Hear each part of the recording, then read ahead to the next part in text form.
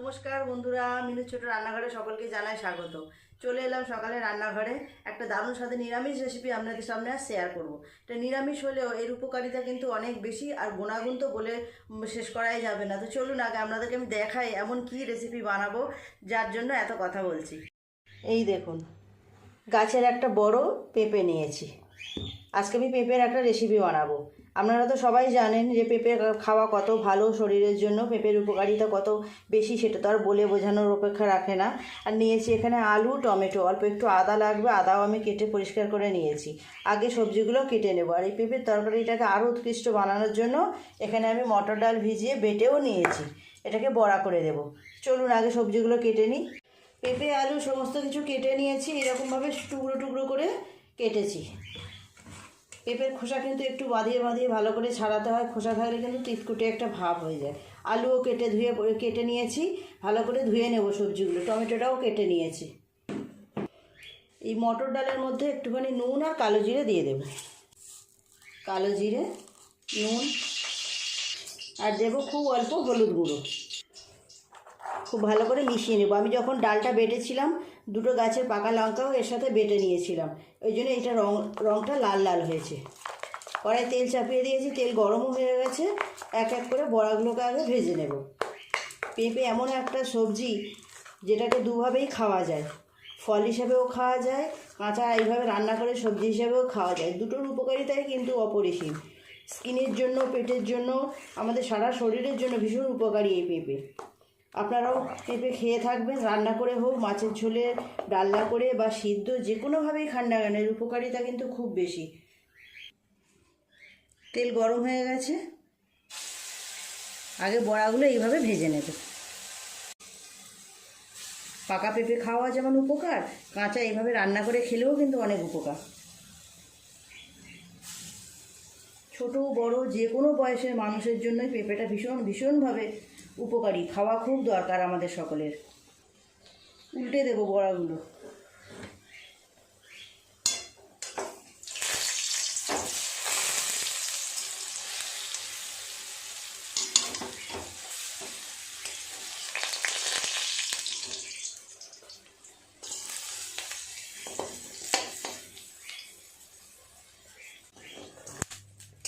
এই বড়াগুলো ভাজা হয়ে গেছে, তুলে নেব। বাকি ডালটাও এইভাবে বড়া করে নেব। বাকি ডাল বাটা থেকে এই বড়াগুলো তৈরি করা হয়ে গেল, তুলে নেব। তেল, কেটে রাখা আলু আর পেঁপে,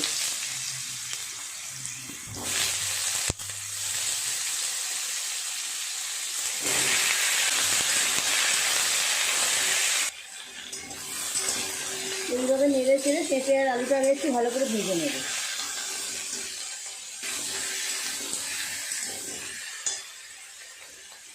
টমেটো,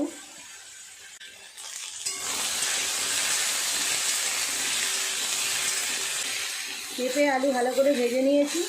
দিয়ে দেব মশলা। আদা বাটা খুব অল্প পরিমাণ, হলুদ গুঁড়ো,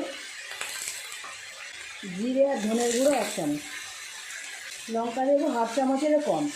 এই ধরনের রেসিপিগুলোয় ঝাল একদমই ভালো লাগবে না। পরিমাণ মতো নুন।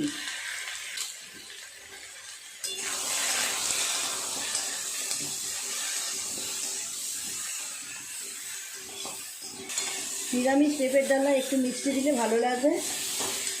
দিয়ে দেবো 1 চামচ পরিমাণ চিনি। এই ছোটো চামচেরই 1 চামচ চিনি দিলাম। খুব ভালো করে কষিয়ে নেবে সমস্ত কিছু। মশলা দিয়ে খুব ভালোভাবে সবজিগুলো কষিয়ে নিয়েছি। মশলা দেওয়ার পর পরিমাণ মতো জল দিয়ে সিদ্ধ করে নেব।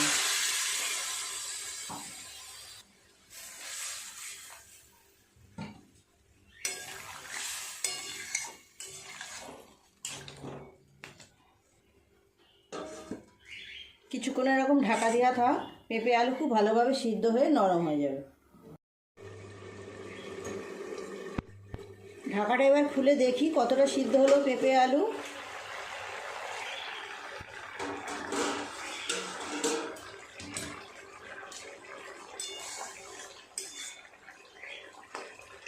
পেঁপে আলু সব সিদ্ধ হয়ে গেছে, জলটাও অনেক কমে গেছে। অন্য জায়গায় নামিয়ে নেব।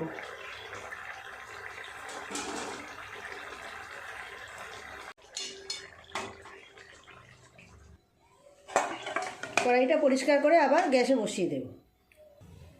তরকারিটা সাঁতলাবো, তার জন্য দিয়ে দেবো কড়াই সর্ষের তেল, শুকনো লঙ্কা, তেজপাতা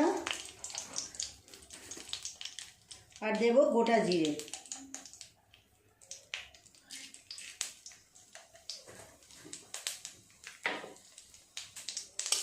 এই পেঁপের রেসিপিটা আপনারা যে কোনো কিছুর সাথেই খেতে পারেন, ভাত, রুটি, লুচি, পরোটা, যে কোনো কিছুর সাথেই খান না কেন, খুব ভালো লাগবে।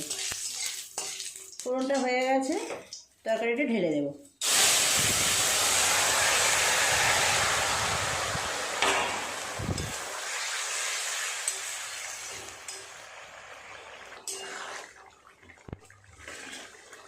ভেজে রাখা বড়াগুলো দিয়ে দেব।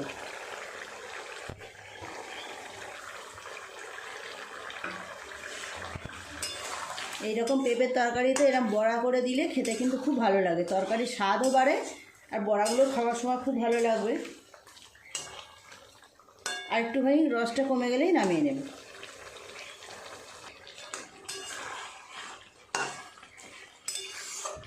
বেশ কিছুক্ষণ সময় ফুটিয়ে নিলাম, 4-5 মিনিট, নামিয়ে নেব, হয়ে গেছে। আর বেশি ফোটাবো না।